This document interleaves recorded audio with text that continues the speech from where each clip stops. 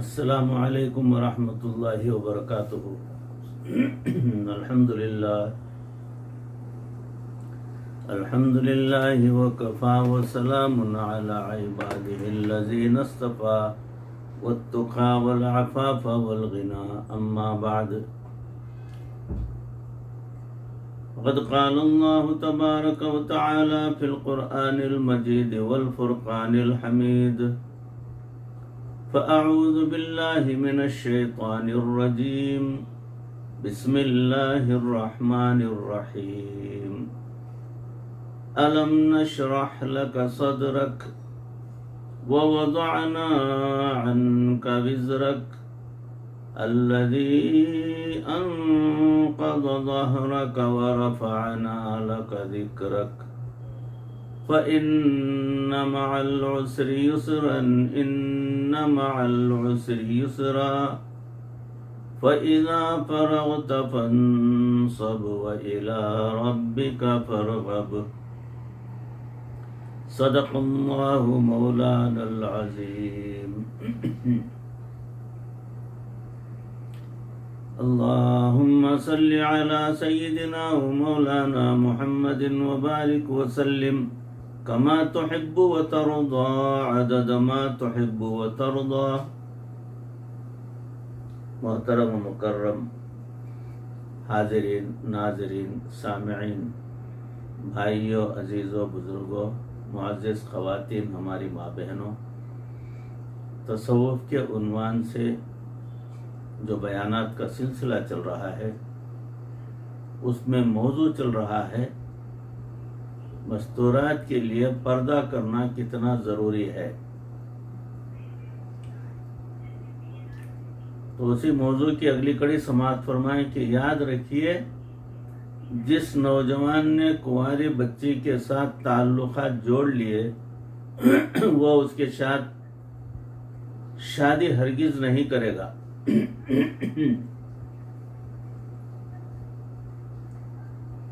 جس نوجوان نے کنواری بچی کے ساتھ تعلقات جوڑ لیے وہ اس کے ساتھ شادی ہرگز نہیں کرے گا، کیونکہ ہم نے نوجوان سے جو گنہگار تھے توبہ کرنے آئے، ہم نے ان سے یہ بات پوچھی کہ آپ لوگوں نے کیوں اس لڑکی سے شادی نہیں کی؟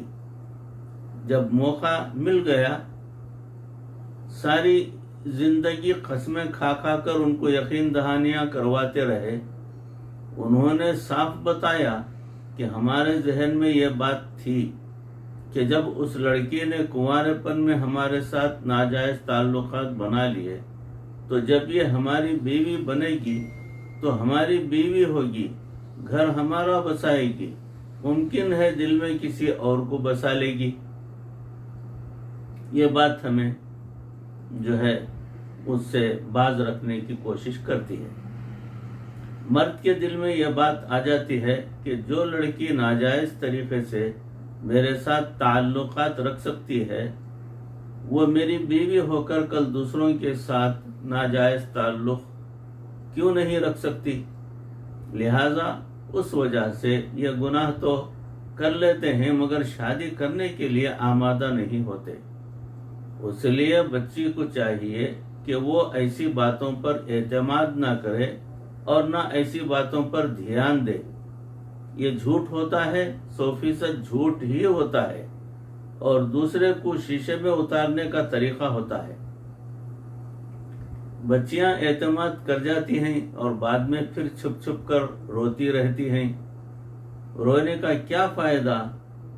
اس رونے والے راستے پر قدم ہی نہیں اٹھانا چاہیے تھا۔ جب پتہ چل گیا کہ یہ راستہ ایمان کے لیے خطرہ ہے، عزت کے لیے خطرہ ہے، تو پھر اس راستے پر قدم ہی کیوں اٹھایا؟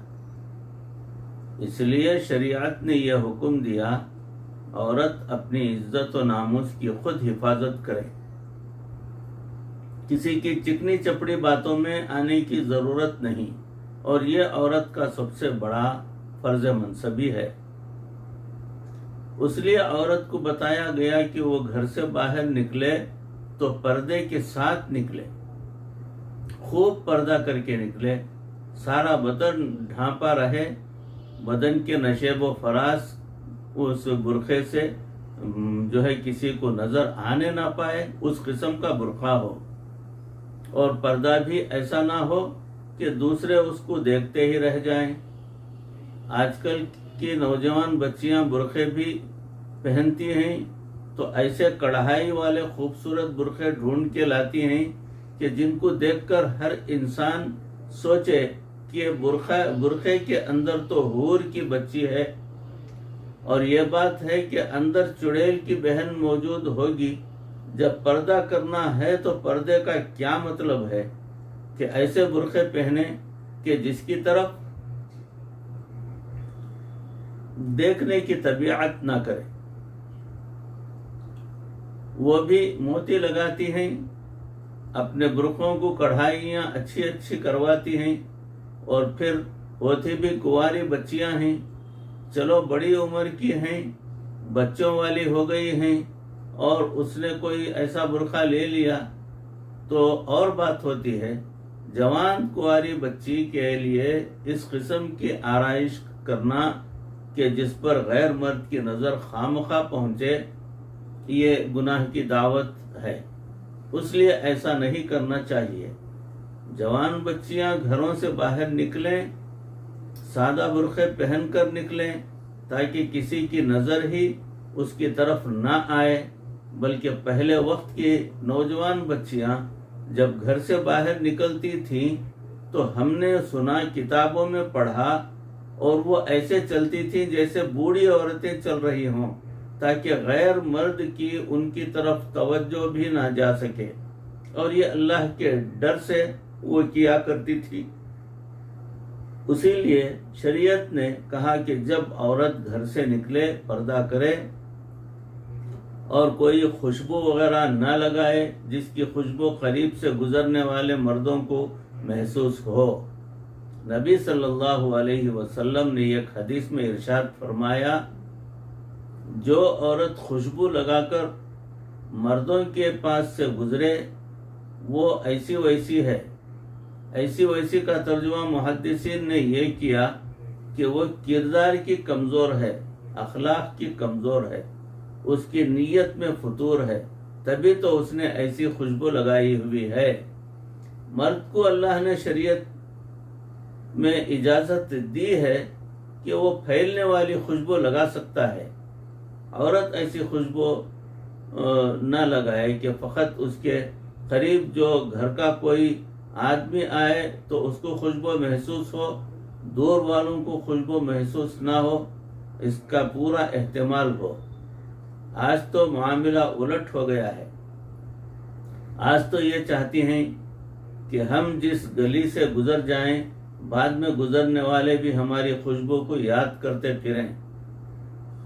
गोया ये तो दावत हुई। ये ऐसा नाजुक मामला है कि औरत जिस रास्ते से गुजर जाती है और उसके कदमों के निशान लग जाते हैं, अगर बाद में गुजरने वाले मर्द का पांव उसके कदमों के निशान पर पड़ जाए, अल्लाह ताला उस मर्द के अंदर भी शहवत पैदा कर देते हैं। शैतान उसके अंदर शहवत को बेदार कर देता है। इसलिए यह बहुत नाजुक मामला है। इसलिए शरीयत ने पर्दे को बहुत अहमियत दी और उसके बारे में अहादीस में बहुत तफसील मौजूद है। जवान बच्चियों को चाहिए कि वो उसको अपना जिहाद समझें और हर वक्त अल्लाह से दुआ मांगा करें कि ए अल्लाह, हमें इस जिहाद में कामयाब फरमा। उसके बदले में क्या मिलेगा? अल्लाह रब्बुल इज़्ज़त की रज़ा मिलेगी। और अगर दिल किसी की तरफ खींचे तो चाहिए अल्लाह से दुआ मांगे ताकि अल्लाह ताला दिल की कैफियत को ठीक कर दे। मन तअश्शका व कतम इश्क़हु मा ज़हरा फहुवा शहीद। जिसके दिल में किसी की तरफ कोई मैलान आ गया और उसने उसको छुपाया और जाहिर न किया और उसी हालत में मौत आ गई, अल्लाह ताला क़यामत के दिन शहीदों का रुतबा अता फरमा देंगे। اس لیے اپنی عزت و ناموس کی حفاظت کرنا یہ بچیوں کی بہت بڑی ذمہ داری ہے، اور اس کے لیے یہ جتنی احتیاط کریں گی اتنی احتیاط ضروری ہے۔ ہر احتیاط پر اس کو اللہ تعالی کی طرف سے اجر ملے گا۔ شریعت نے تو یہاں تک کہا کہ اپنے کپڑے ایسی جگہ پر نہ رکھے جہاں غیر محرم مرد کی نظر پڑے، اپنا نام کسی غیر مرد کے علم میں نہ آنے دے، نام تک کا پردہ رکھا۔ ضرورت پڑے تو فلاں کی بیٹی، فلاں کی بیوی، فلاں کی امی، اس انداز سے غیر محرم کو بتایا جائے، نام کا بھی پتہ نہ چلنا چاہیے۔ شریعت نے تو اس میں اتنی احتیاط کرنے کا حکم فرمایا، اور یہ احتیاط سب اس لیے کہ شیطان کو راستہ نہ ملے۔ گناہ کرنے والے شیطان نے کہا کہ عورتیں میرا وہ تیر ہیں جو کبھی خطا نہیں ہوتا۔ شیطان خود کہتا ہے گناہ کروانے، شیطان نے کہا کہ عورتیں میرا وہ تیر ہیں جو کبھی خطا نہیں ہوتی۔ النساء حبائل الشیطان، عورتیں تو شیطان کی رسیاں ہوتی ہیں، اس لیے شیطان ایسی صورت میں عورت کے دل میں بھی گناہ کا خیال ڈالتا ہے، اور مرد کے دل میں بھی، اور اس کی حفاظت عورت کی ذمہ داری ہے، مرد کی بھی ذمہ داری ہے۔ اور جس نے اپنی جوانی کو عفیف بنا لیا، پاکیزہ بنا لیا، پاک دامن زندگی، اللہ کے ہاں اس کی بڑی قیمت ہے۔ جوانی میں توبہ کرنا یہ پیغمبروں کا شیوا ہے، اور بڑھاپے میں تو بھیڑیا بھی بڑا پرہیزگار بن جاتا ہے۔ ایک بزرگ کو جب بھی کوئی ضرورت پیش آتی، دعا کی، تو وہ نیک نوجوان کو دیکھتے اور ان سے دعا کرواتے۔ کسی نے پوچھا آپ اتنے بڑے بزرگ ہیں اور سفید ریش ہیں، آپ خود دعا کیوں نہیں کرتے، نوجوان سے دعا کرواتے ہیں؟ وہ فرمانے لگے کہ جو نوجوان اپنی جوانی کی حفاظت کرتا ہے، جب وہ دعا کے لیے ہاتھ اٹھاتا ہے، اللہ رب العزت اس کے ہاتھوں کو خالی لوٹاتے ہوئے شرماتے ہیں۔ اس جوانی کی عبادت کے ذریعے سے محفوظ ہو جاتا ہے، اپنے آپ کو گناہوں کے ہر موقع پر بچائے ہوئے رہتا ہے۔ یہ بہت ہی زیادہ ضروری باتیں ہیں۔ آج کل تو جن کو ڈائجسٹ پڑھنے کا شوق ہے، ان کا پہلا مضمون ہی 3 عورتیں 3 کہانیاں کمپیوٹر پہ بیٹھیں تو چیٹنگ شروع ہو جاتی ہیں، اور اگر ٹی وی ہے تو یوں سمجھیں کہ گھر کے اندر شیطان کی ایک بریگیڈ فوج موجود ہے۔ یہ ٹی وی نہیں، حقیقت میں یہ ایمان کی ٹی وی ہوتی ہے۔ جس گھر میں ٹی وی ہے، عزتیں کہاں محفوظ ہوتی ہیں؟ بچے ماں باپ کے ناک کے نیچے دیا جلاتے ہیں، اور ان کو نہیں پتہ چلنے دیتے کہ وہ کیا کر رہے ہیں۔ ایسی ترکیبیں گھڑتے ہیں، ایسی پلاننگ کرتے ہیں کہ کان خبر نہیں ہونے دیتے۔ شریعت نے تو حکم دیا کہ دائیں ہاتھ سے تم صدقہ کرو اور بائیں ہاتھ کو اس کا پتہ نہ چلے، اور آج کل لوگ دائیں ہاتھ سے اس طرح گناہ کرتے ہیں کہ بائیں ہاتھ کو پتہ نہیں چلنے دیتے، مگر کب تک لوگوں سے تو چھپا لیں گے۔ اللہ کریم جو دلوں کے بھید جاننے والا ہے، اس سے تو نہیں چھپا سکیں گے۔ بھائیو، عزیزو، بزرگوں، دوستو، معزز خواتین، ہماری ماں بہنوں، سلسلہ بیان کا چل رہا ہے۔ موضوع کو یہیں روکتا ہوں، انشاءاللہ اس کی اگلی کڑی اگلی نشست میں آپ کے روبرو پیش کرنے کی کوشش کروں گا۔ اللہ ان کہی سنی باتوں پر ہم سب کو، خصوصاً ہماری جوان بچیوں کو محفوظ رکھے، گناہوں سے، اور اللہ رب العزت دلوں کی صفائی فرمائے، مرتے دم تک کسی کا محتاج نہ بنائے، کلمے والی موت اور ایمان والی موت پروردگار نصیب فرمائے۔